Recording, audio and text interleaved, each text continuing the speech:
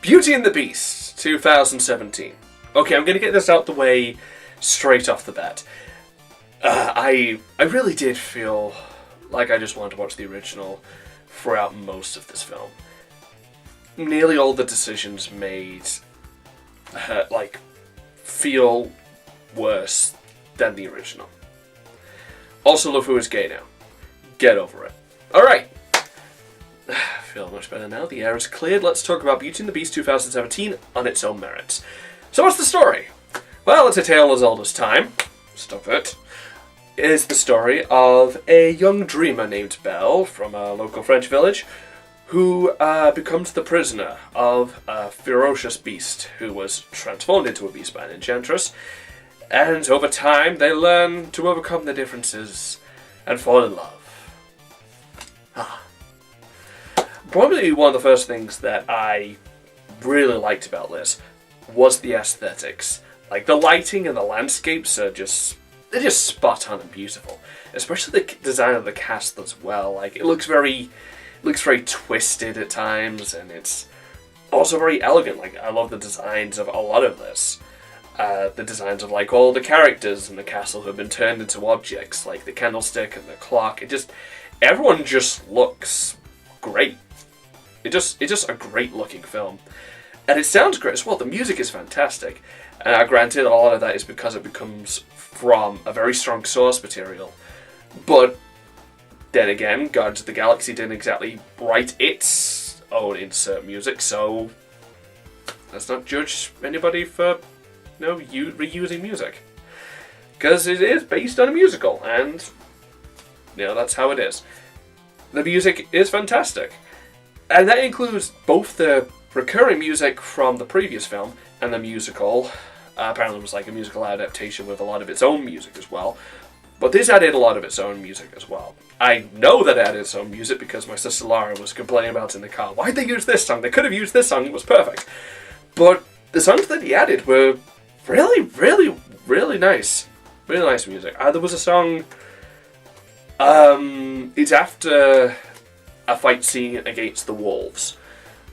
There's a musical number there which is actually better than the extended version of Beauty and the Beast. There's a song in the extended version of the original Beauty and the Beast that is only it was cut from the theatrical cut, but it's Human Again, which is one that I actually felt hurt the film rather than help it. This song, on the other hand, I can't remember the name of the song, but it did the same role and it did the same thing, but it did it so much better because it was a lot more efficient, and it was a very somber song as well. A lot of the music in this was just great. Just great. And that includes, like, the sequences as well. Like, the Gaston song is just like this full-on party inside this inn. And Be Our Guest, they went all out with trying to make this. They definitely felt like they were doing it as a musical, as a film musical rather than a film adaptation of an animated feature, that was probably the best decision they could have made, because it really did make it feel like, a full-on film musical. And usually, I'm not really a fan of musicals, but it isn't coming from, I feel like it, because it's not coming from a stage thing, it didn't feel like it was held back by the music. The music helped everything. And I really love the romance between Belle and the Beast. It did take a bit of time to get going, but when it did, it felt like they had a lot of genuine chemistry. Like, Belle's a huge reader, and in this version, the Beast is a huge reader as well, so they have something to bond over, which I really liked. Just watching them interact with each other was, sweet and romantic. It was great. The action scenes were great. There isn't that many action scenes. There's one at the beginning, fairly close to the beginning, where Belle's father Maurice is being chased by wolves. That was really well done. And the second was the final climax when, it's the final battle between the villagers and the people have been turned into objects of the castle, defending them off. And it's just a really well done climax. Really well done action.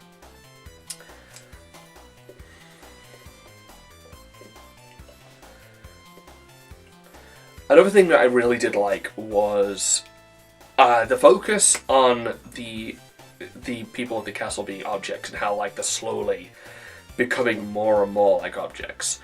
And there is a sequence like right at the end with them that it made my sister cry, and it nearly made me cry. It was a really, really powerful, well done scene. It's just that final part of it.